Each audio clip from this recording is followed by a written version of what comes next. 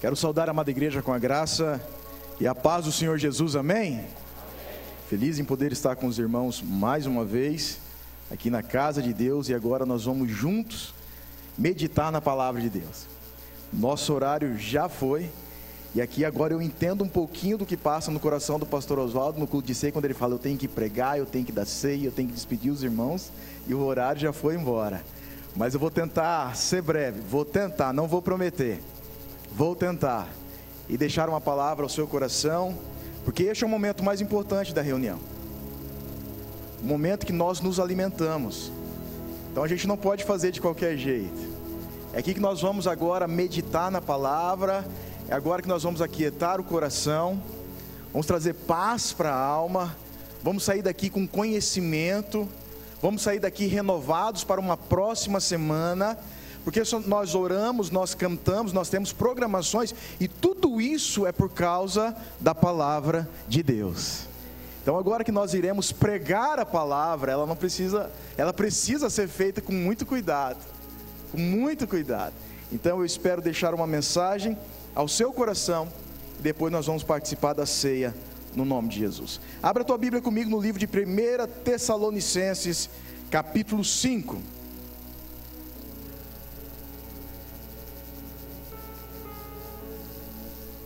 1 Tessalonicenses capítulo 5, você vai deixar a sua Bíblia aberta, e nós vamos falar a respeito de alguns textos. Como de costume, eu sempre falo para os irmãos, aqueles que quiserem fazer anotações, escrever alguma coisa, fique à vontade, e fique à vontade também para falar comigo após o culto, se você não entendeu alguma coisa, ou se você tem um pensamento diferente, não tem problema nenhum. Mas deixa aberta aí a sua Bíblia no livro de 1 Tessalonicenses capítulo 5. Espírito Santo, aquieta a nossa alma agora. Fale conosco.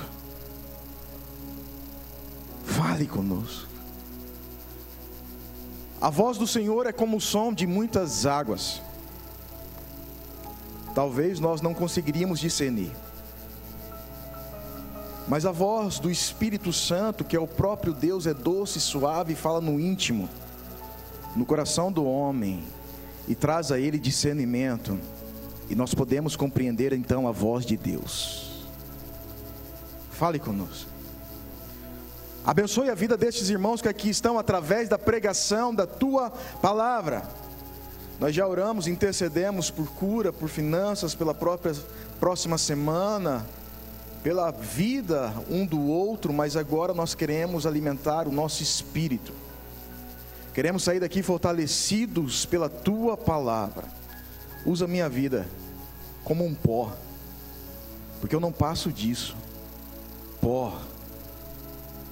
A minha estrutura é de pó, mas que eu não seja um pó qualquer, que eu seja um pó agitado, e que a minha agitação revele a glória de Cristo, através da pregação da tua palavra.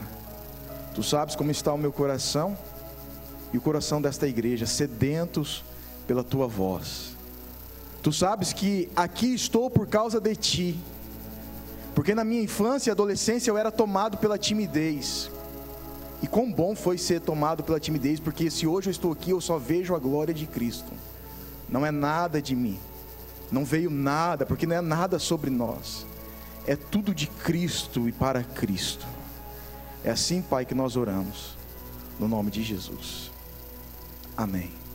A igreja de Tessalônica foi fundada na segunda viagem de Paulo. Você vai ver este relato lá em Atos, capítulo 17, a partir do versículo 1 até o versículo 9, Paulo está falando da fundação da igreja em Tessalonicenses, dos Tessalonicenses. Ela foi fundada na sinagoga dos judeus. Paulo começou a ir nas sinagogas e pregar o evangelho, não mais a lei. E ali nessa sinagoga não havia apenas judeus, havia muitos gregos. E estes homens abraçaram a fé, e junto destes homens muitas mulheres também se converteram ao evangelho que Paulo anunciava. E o evangelho de Paulo era, você vai ver lá, que Cristo deveria padecer, mas que ao terceiro dia ele haveria de ressuscitar. A mensagem de Paulo é a respeito do Senhor Jesus. Então uma multidão, um número grande de pessoas abraçaram então a fé cristã. Quando ele fundou a igreja em Tessalônica, ele estava acompanhado de Silvano, que é Silas, por ter abandonado Barnabé depois da primeira viagem por causa de uma briga com relação a Marcos, e depois você vai ver Paulo solicitando a presença de Marcos, e este Marcos que Paulo um dia rejeitou, Marcos que escreveu o Evangelho de Marcos. E a gente nota e percebe que às vezes o homem erra, perece, mas Deus continua apostando na nossa vida. Deus continua fazendo infinitamente mais de tudo aquilo que pedimos, pensamos ou imaginamos. Então Paulo está acompanhado de Silvano, Silas e Timóteo. Paulo escreve esta carta, a primeira carta, depois de ouvir um relato de Timóteo. Timóteo foi até a igreja, volta a Paulo e traz um relato, um relatório mesmo, de como estava a igreja. Então Paulo, a partir deste relatório, começa a escrever à igreja dos Tessalonicenses. Ambas cartas, tanto o primeiro quanto o segundo Tessalonicenses, são conhecidos como cartas escatológicas, ou epístolas escatológicas. O que isso quer dizer, pastor? Aqui fala do arrebatamento de Cristo, do arrebatamento da igreja e da volta de Cristo. Tudo aquilo que você quiser compreender um pouquinho a respeito do arrebatamento, você vai encontrar na primeira carta e na segunda carta aos Tessalonicenses. E hoje, doutores da lei, doutores do Evangelho, doutores deste mundo das Escrituras, se baseiam nessas duas cartas para falarem a respeito deste assunto, e não importa a linha, todos eles precisam passar por aqui. Primeira e segunda carta aos Tessalonicenses, quando você quer falar da vida vindoura, ou da volta de Cristo. E antes de chegarmos ao capítulo 5, eu preciso fazer um outro breve resumo dos capítulos anteriores.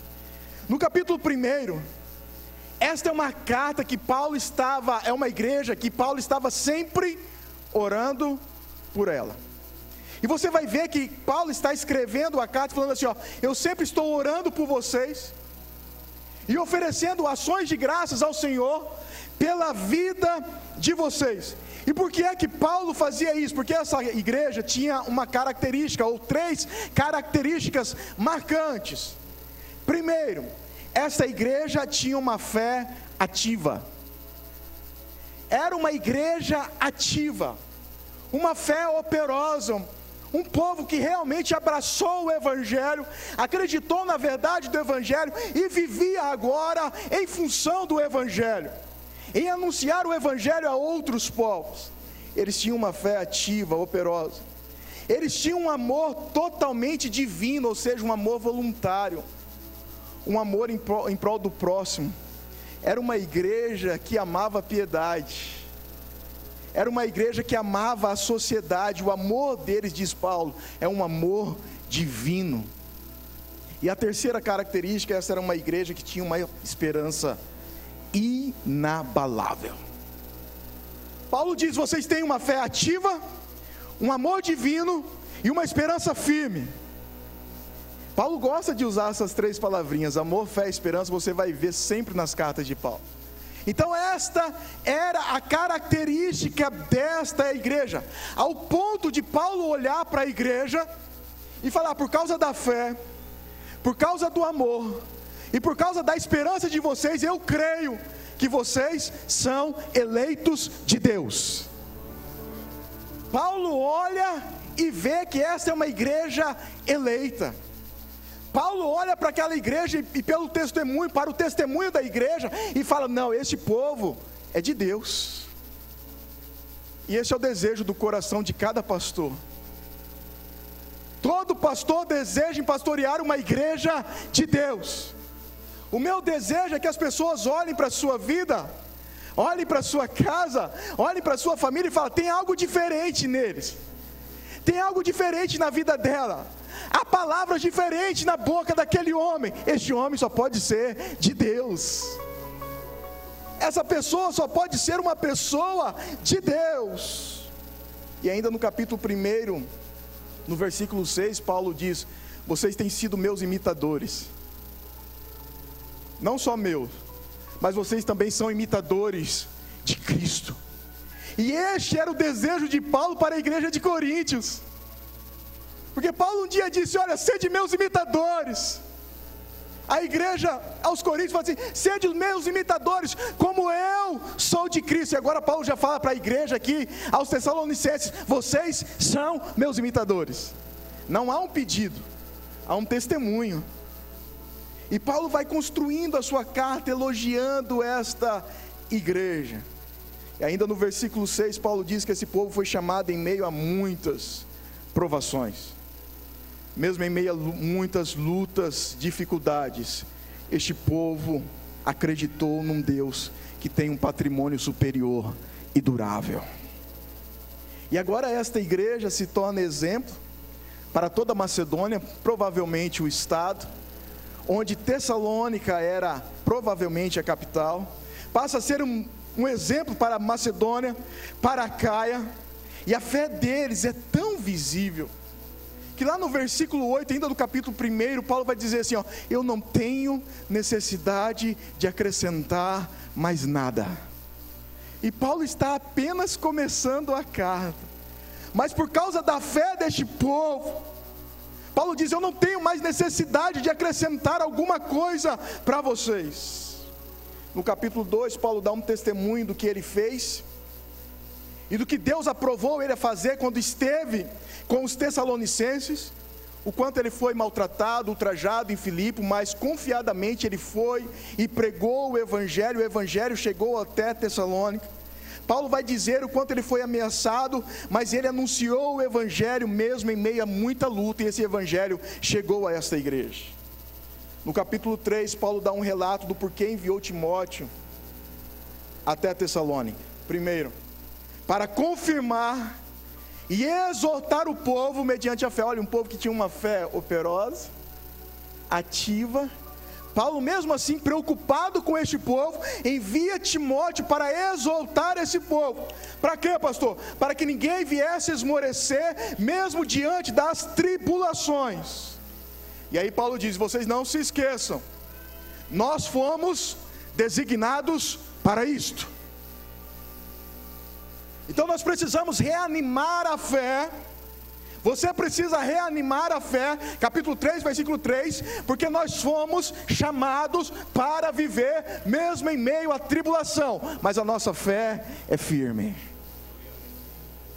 A nossa fé precisa continuar inabalável. E aqui tem muita gente que se decepciona com o Evangelho, porque há muita falsa mensagem por aí, falsas teorias, onde o Evangelho, que é a boas novas, essas boas novas é de Cristo, nos dando uma nova vida. Deus nos abençoa, sim. Deus nos restaura, sim. Deus nos cura, sim. Mas não é fácil. Paulo está dizendo: nós somos chamados para isto. Tem provações? Muitas. Tem tribulações? Muitas. Tem dificuldades? Muitas. Mas maior é o que está em nós do que aquele que está no mundo. E é aí que a nossa fé vai sendo alimentada. Segundo, Paulo enviou Timóteo até esta igreja porque Paulo estava com medo do tentador, do diabo, que Satanás viesse a tentá-los ao ponto de tornar o trabalho de Paulo em vão. Mas o relato é bom. E aí o capítulo 4, Paulo sabe daquilo que Timóteo falou e começa a escrever o capítulo 4. E Paulo, sabendo da fé, sabendo do amor e sabendo da esperança deste povo, Paulo ainda fala assim: eu quero e eu oro, eu instruo vocês para que essa igreja continue crescendo e progredindo. Não pare. Não é só porque vocês têm uma fé linda, um amor sobrenatural e uma esperança firme, vocês vão agora ficar parados. Não, continue trabalhando, continue fazendo, continue progredindo. E no capítulo 4 ainda Paulo traz a primeira repreensão. Só tem uma repreensão a esta igreja, nesta primeira carta. E Paulo traz ainda no capítulo 4 esta repreensão, revelando a vontade de Deus. 4, versículo 3. Pois esta, Paulo falando com a igreja, é a vontade de Deus, a vossa santificação, e que vos abstenhais da prostituição. Paulo revela a vontade de Deus para a igreja e fala, traz uma correçãozinha assim, tipo, fuja, um alerta, fuja da prostituição. E aí no versículo 7 ainda do capítulo 4, Paulo diz, Deus não nos chamou para a impureza. Deus não chamou essa igreja para a impureza. Deus não chamou a sua vida, a sua casa para a impureza. Paulo diz, Deus não nos chamou para a impureza, mas para a santificação. E aí Paulo diz, quem rejeita isto, não está rejeitando a mensagem, está rejeitando o próprio Deus. Se você ouve essa mensagem, e se você a rejeita, fala, não, eu vou viver do jeito que quero, eu vou andar do jeito que eu acho que devo andar, eu vou praticar as coisas que eu quero praticar, e se a sua prática é uma prática de imundícia, você não está rejeitando a palavra de um pregador, você está rejeitando o próprio Deus, porque Deus não nos chamou para vivermos assim. Deus nos chamou, Deus me chamou, Deus te chamou para ser santo, irrepreensível, indesculpável, que esta igreja venha viver de um modo digno do Senhor. E aí no versículo 9 ainda do capítulo 4, Paulo diz no tocante ao amor também, eu não tenho muito o que falar, porque com respeito ao amor vocês foram instruídos pelo próprio Deus. E aí no capítulo 4 nós vamos perceber que há uma preocupação no meio da igreja, e a preocupação era concernente à vinda de Cristo. Este povo esperava a vinda de Cristo neste tempo, nesta época, neste exato momento, o momento a qual eles estavam vivendo e crescendo como igreja. E eles pensaram assim, aqueles que estão morrendo, aqueles que estão dormindo, vão perder este grande evento, vão deixar de participar da vinda de Cristo. E aí essa preocupação estava entristecendo a igreja, que já passava por várias tribulações. Existiam algumas pessoas fracas na fé, existiam algumas pessoas duvidosas com relação ao Evangelho, e agora Paulo traz um relato, quem sabe Paulo já tinha falado sobre isso, mas agora Paulo escreve a respeito daqueles que dormem em Cristo, e Paulo diz, eles não perderam nada, e eles não hão de perder nada, porque eles estão dormindo no Senhor. E quando Jesus vier, quando Jesus voltar, eles ressuscitarão primeiro, e nós, os que estivermos vivos, seremos transformados, e juntos encontraremos com o Senhor nos ares. Agora Paulo ainda traz uma mensagem de uma esperança maior ao coração dessa igreja. Não se preocupe com aqueles que estão partindo. E agora nós entramos no capítulo 5, o texto da nossa mensagem. Dos versículos 1 ao 3, Paulo está falando de arrebatamento. E aí Paulo diz, com relação ao dia, eu não preciso falar e não tenho o que falar, porque nós não sabemos do dia, não sabemos quando virá. Uma coisa é certa, o Senhor está voltando. Esta mensagem é certa, o Senhor está vindo buscar a sua igreja. Ele virá como um ladrão de noite, ou seja, em um momento que ninguém espera e que ninguém tem conhecimento. E aí no versículo 4, que é aqui que nós começamos, mas eu não vou demorar, Paulo diz assim, mas vós, irmãos, 1 Tessalonicenses capítulo 5, versículo 4, mas vós, irmãos, não estáis em trevas, para que esse dia, o dia que o Senhor virá, que esse dia como ladrão vos apanhe de surpresa. Ou seja, quando nós nos convertemos, nós vivemos na expectativa de um dia, Esse dia pode ser hoje, se não for hoje vai ser amanhã, mas uma coisa é certa, esse dia há de chegar, é o dia da volta de Cristo. E agora nós não estamos mais em trevas, somos livres, andamos na luz do conhecimento da palavra de Deus, porque o dia pegará de surpresa quem anda em trevas.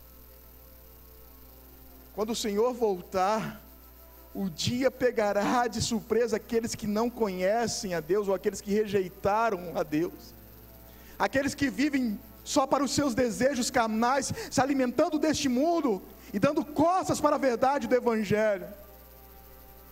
Não é a discussão com relação ao dia que a igreja precisa se preocupar. Paulo agora vai falar o que é que a igreja precisa se preocupar, e com esses versículos aqui.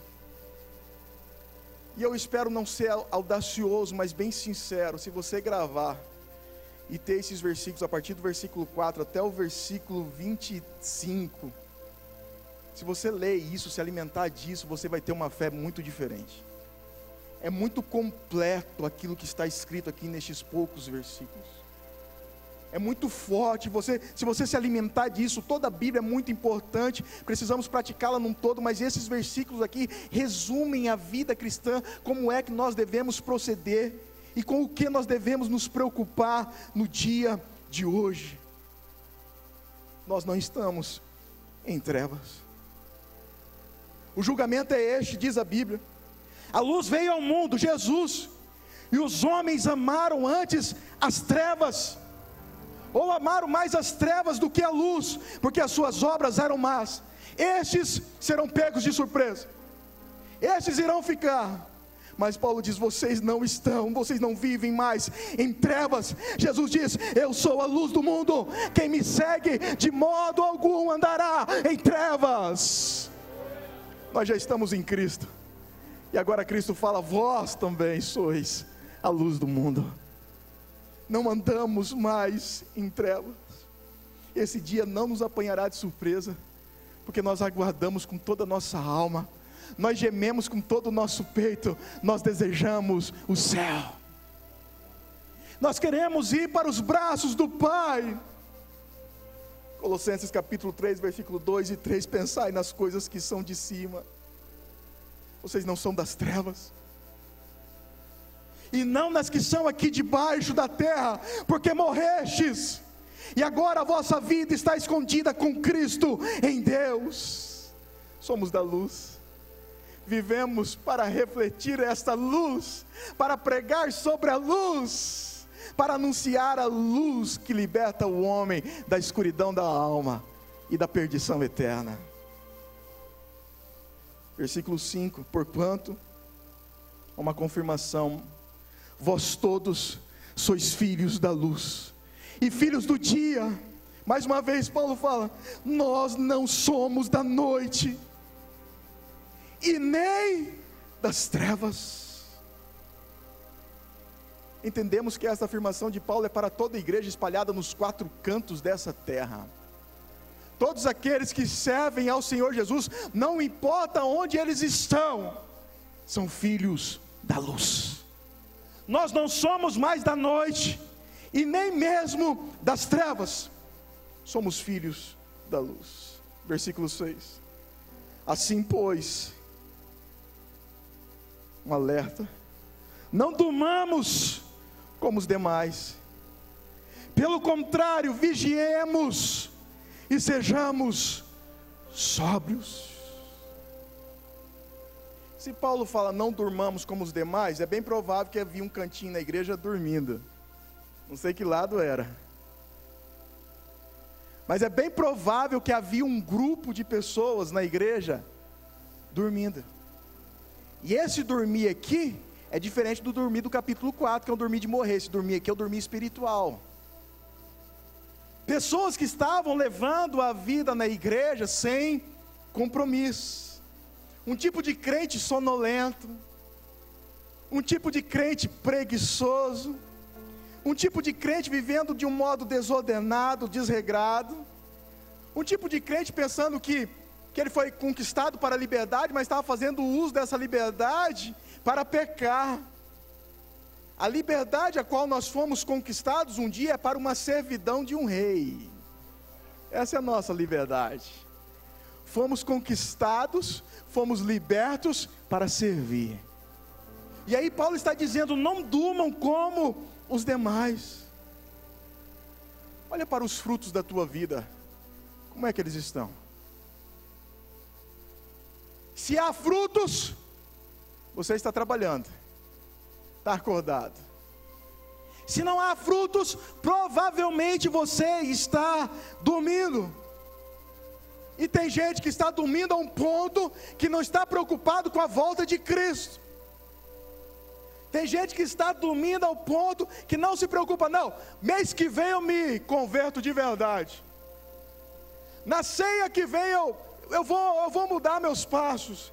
Não, na próxima semana eu vou deixar de fazer isso, porque isso não agrada a Deus. Tem gente que está vivendo assim, dormindo, pensando que pode controlar o dia, a hora, o momento. Você não pode controlar nada, nem um passo da sua vida é você que controla. Jesus está voltando, acorda. Igreja, acorda. Não durmamos. Pelo contrário, vigiemos e sejamos sóbrios. Paulo irá usar essa expressão, sóbrios, vigilantes, novamente no versículo 8.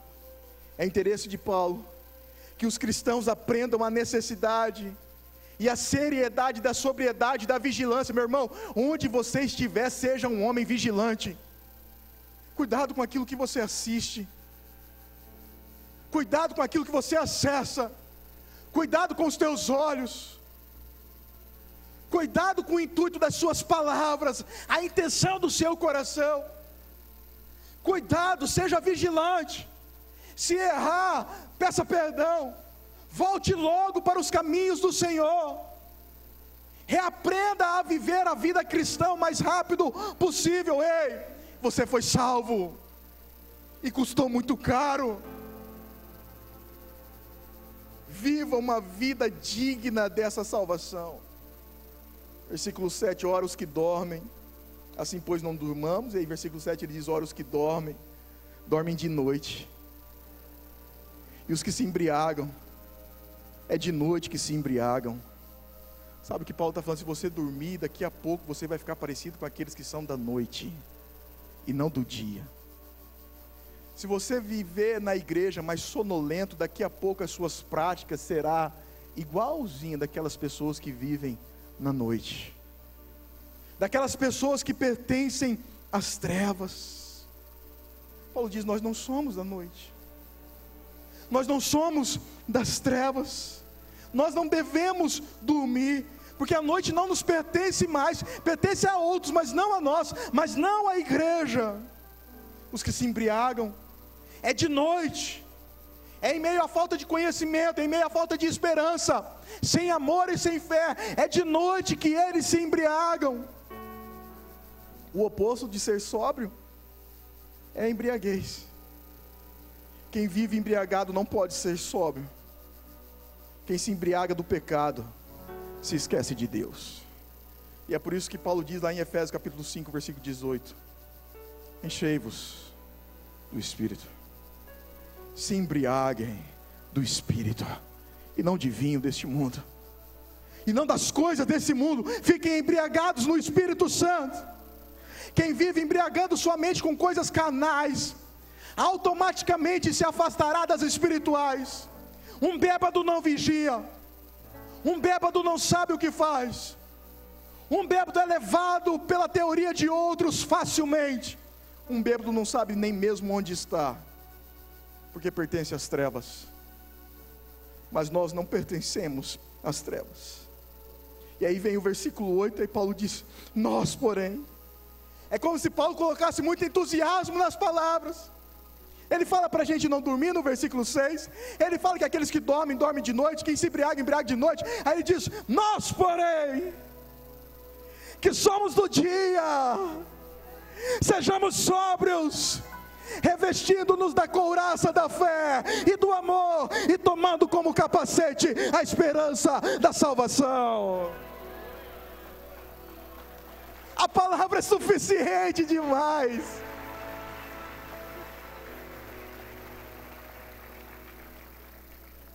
nós somos do dia. Paulo vai usar um pouquinho da armadura de Efésios capítulo 6. Em Efésios 6 ela está um pouco mais completa. Tem escudo, tem espada, tem sandálias. Mas você nota que essa igreja era uma igreja o quê? De uma fé ativa, um amor divino e uma esperança inabalável. E aí Paulo coloca a couraça nessas três coisas. Na característica da igreja ele diz, olha, couraça do quê? Da fé e do amor. Capacete do quê? Da esperança. Paulo usa a característica daquela igreja e fala assim, vocês precisam se revestir disso. Da couraça da fé e do amor para proteger os pontos vitais e colocar na cabeça de vocês o capacete da salvação, lembrando sempre das promessas de Deus. Hoje a nossa mente já está tomada por Cristo. E sabemos que todas as lutas, provações, dificuldades, um dia passarão. Um dia cessará. E estaremos com o Senhor para todo sempre. Versículo 9.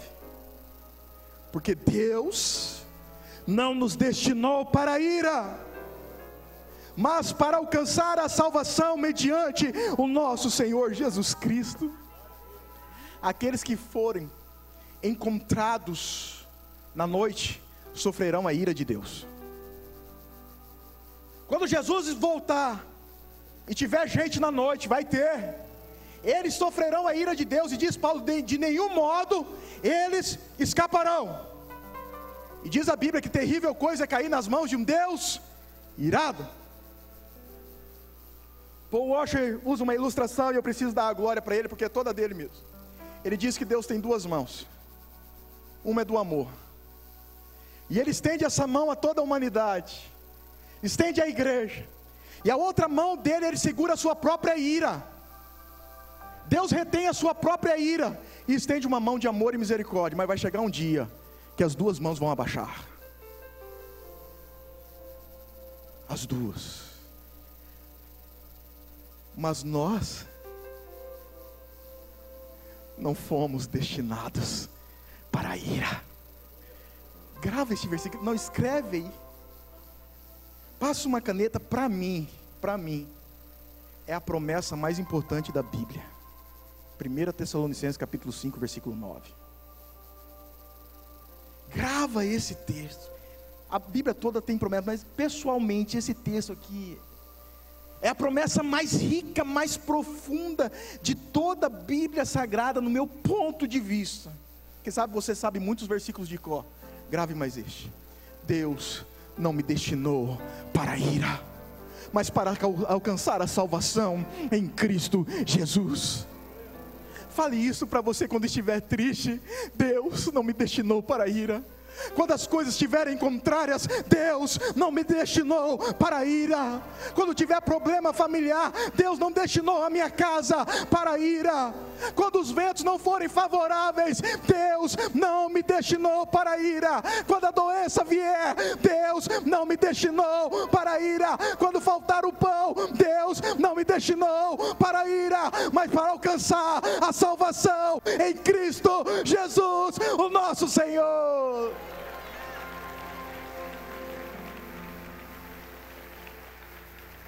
Deus não te destinou para a ira, mas para alcançar a salvação, aleluia. E aí o versículo 10 diz: morreu por nós, para que quer vigiemos, andemos aqui como pessoas vigilantes, ou quer durmamos. Agora o dormir é lá do capítulo 4, é dormir físico, é dormir de morrer. Quer vigiemos, quer durmamos, vivamos em união com Ele. Deus não nos destinou a ira. Então enquanto estamos aqui, estamos com Cristo. Quando nós morrermos, estaremos com Cristo.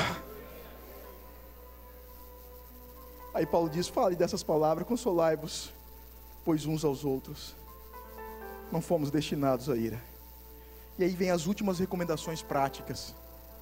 E eu vou falar em 5, 7 minutos. Apesar da riqueza que dá uma mensagem, mas eu vou cumprir o propósito da qual eu escrevi.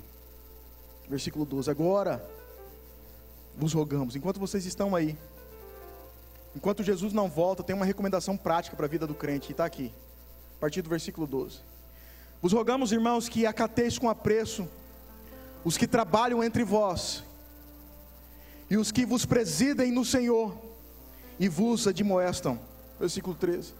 E que os tenhais com amor, em máxima consideração, por causa do trabalho que realizam.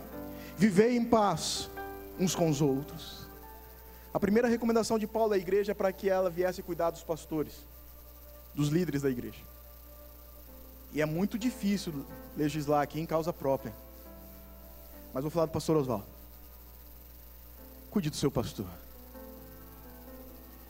Quando eu estou falando isso, eu não estou falando com palavras de um filho.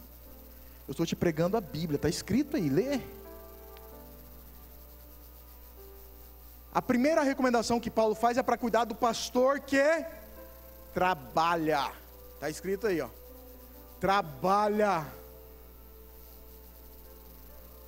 Seu pastor trabalha. O homem é incansável. Vocês sabem disso. Esteve aqui a semana toda, vigília. Esteve em algumas correrias no sábado, fazendo uma visita antes de viajar, correndo. Viajou, foi pregar numa igreja ontem. Hoje já foi para outra cidade pregar em 2 cultos. Amanhã retorna, terça-feira continua a vida na correria. Cuide do seu pastor. Cuide da esposa do seu pastor. Zele por eles. Abraça-os. Não estou falando aqui para você entregar mimos, se quiser, fique à vontade, mas estou falando para você ser companheiro do seu pastor, ouvir a voz do seu pastor, acreditar na seriedade do seu pastor, saber que ele é imperfeito, mas que ama esta igreja de coração. O seu pastor ama vocês, ao ponto de dar a vida mesmo. A vida dele está sendo gasta na obra de Deus. Gasta. Vai morrer porque gastou a vida pregando o evangelho. Recompense-o enquanto há vida. Abrace-o enquanto há vida. Abrace-o. Cuide deles. Paulo está dizendo, cuide deles. Eles vos presidem no Senhor. Sabe o que Paulo está dizendo? Quando Deus quer corrigir a igreja, Deus corrige o pastor primeiro. O laço, o cinto cai forte é no lombo do pastor primeiro. Quando a igreja está fria, quando tem gente dormindo, quando a igreja tem confusão, quando existem palavras aí contrárias, primeiro Deus pega o pastor e eles vos presidem. É Ele que te representa diante de Deus com relação à igreja. Com relação à igreja. Então cuide dele. Tenha com amor. E aí Paulo diz em máxima consideração, por causa do trabalho que realizam. Versículo 14. Exortamo-vos também, irmãos, que admoesteis os insubmissos, consoleis os desanimados, ampareis os fracos, e sejais longânimos, pacientes para com todos. Aqui nesses versículos tem 3 tipos de crente, e eles não são fáceis não, e não é fácil tratar com eles, porque eles são insubmissos, eles precisam aprender a submissão, eles vivem desanimados, qualquer coisa desanima, tem crente, qualquer coisa desanima aí.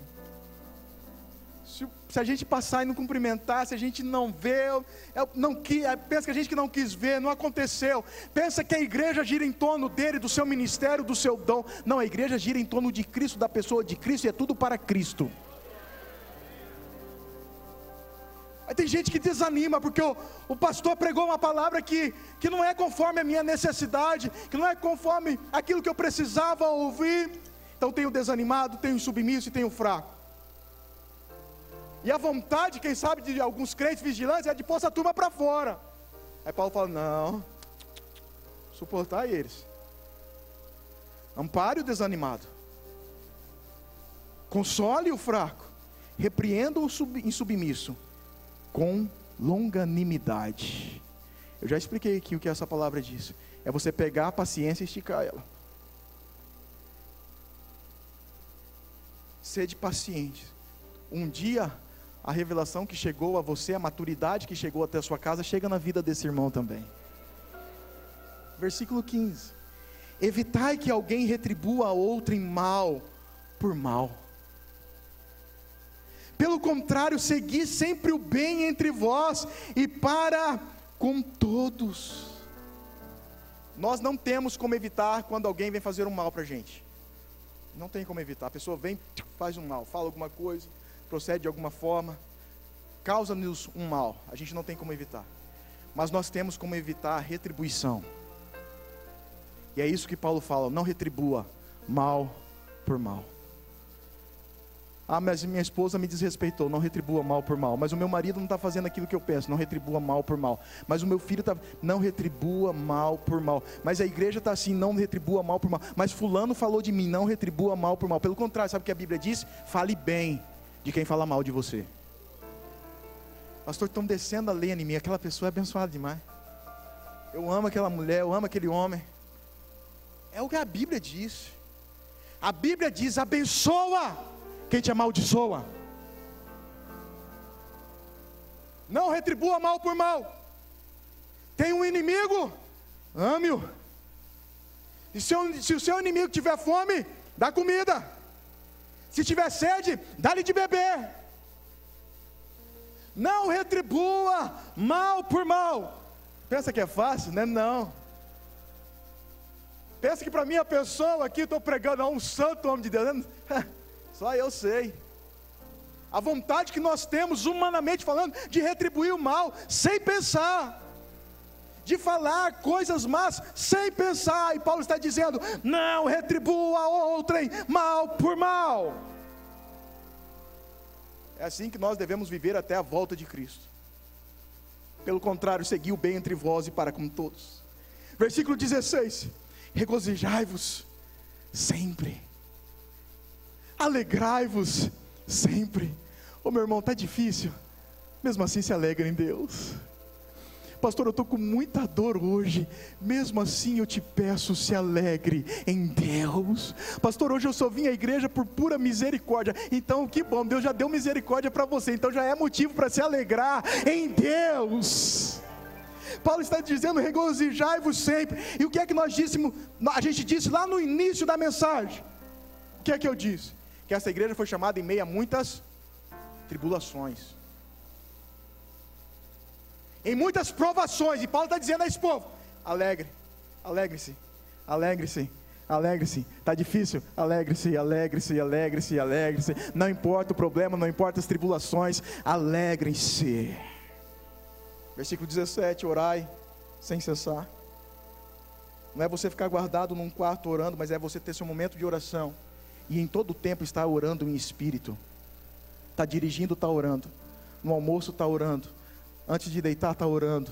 Quando acorda está orando. Está sempre que tem um momento falando com Deus. Versículo 18: em tudo dai graças, porque esta é a vontade de Deus em Cristo Jesus para convosco. Paulo mais uma vez revela nessa carta uma das vontades de Deus. Uma é que a gente viva para a santificação, e a segunda é que este povo seja grato. Seja agradecido por tudo aquilo que Deus tem feito na sua vida. Tem roupa para vestir? Tem calçados para os pés? Tem comida lá na geladeira? Pode ser pouca, mas tem. Tem gente que tem comida na geladeira, tem comida na despensa, tem comida para o mês todo. Se ele quiser, vai no mercado, compra comida para o ano inteiro. Tem carro, se não tiver carro, tem ônibus, se não tiver ônibus, tem condições de andar a pé. Seja grato. Seja grato. Seja grato.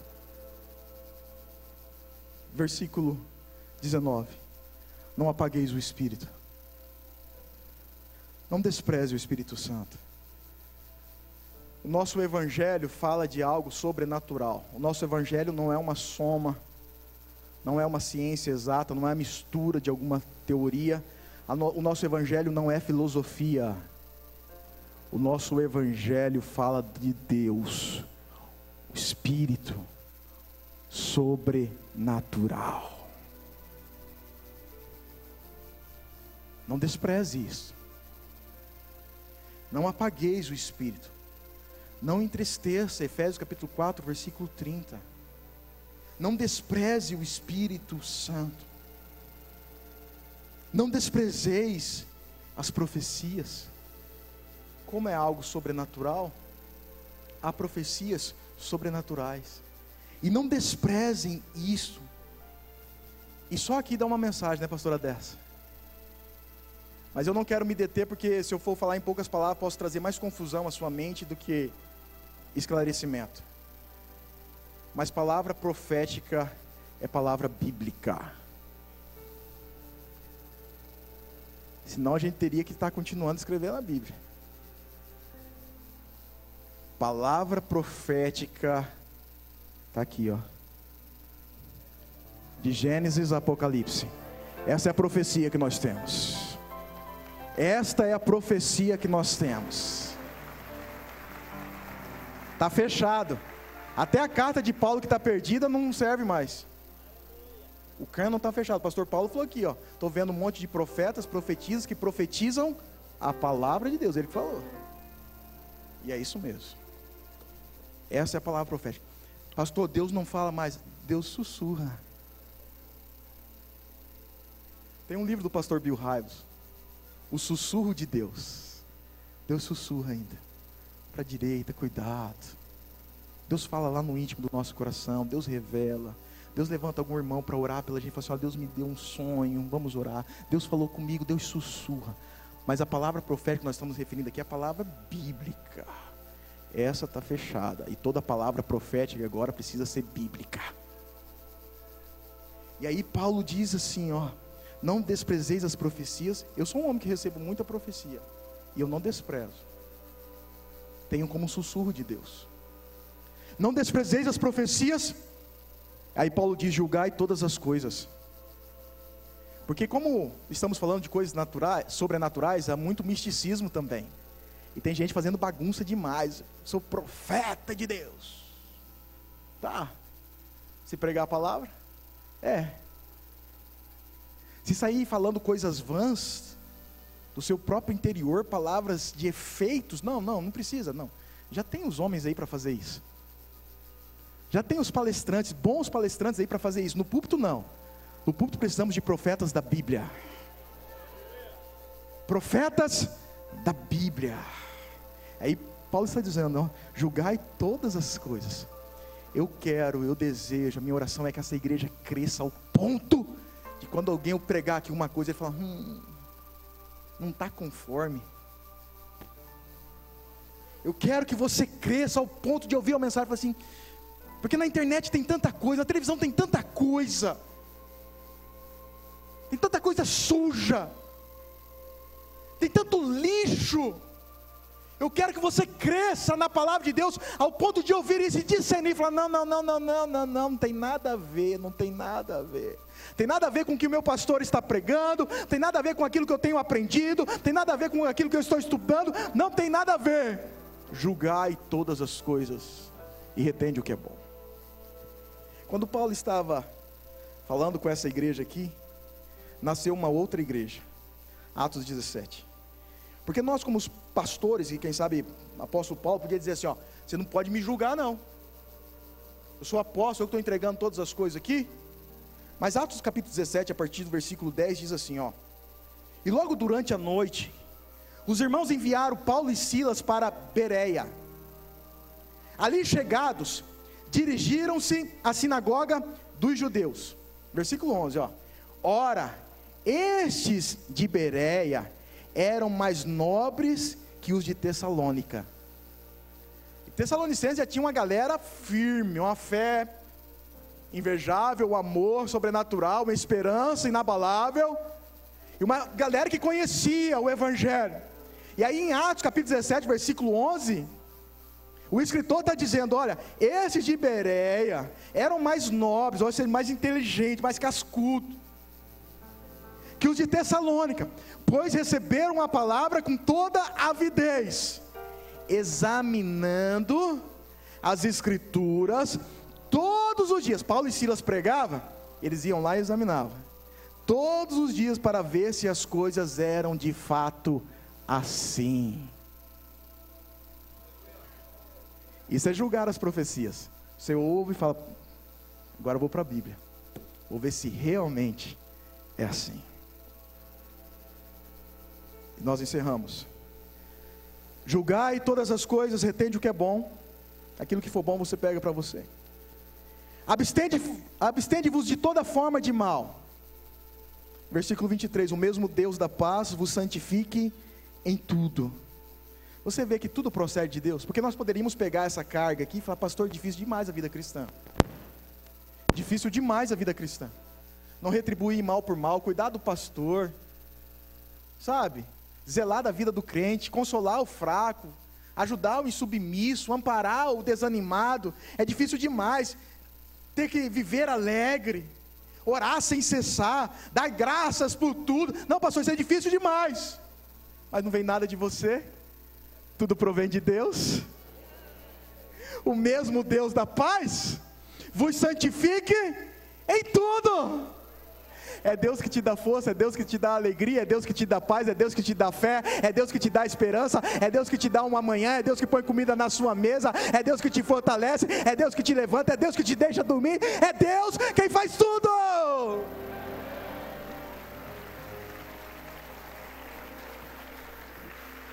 O mesmo Deus da paz vos santifique em tudo, e o vosso espírito, alma e corpo sejam conservados íntegros e irrepreensíveis na vida de nosso Senhor Jesus Cristo. E aí uma confirmação que tudo provém de Deus. Fiel é o que vos chama, o qual também o fará. Se coloque de pé, vamos orar.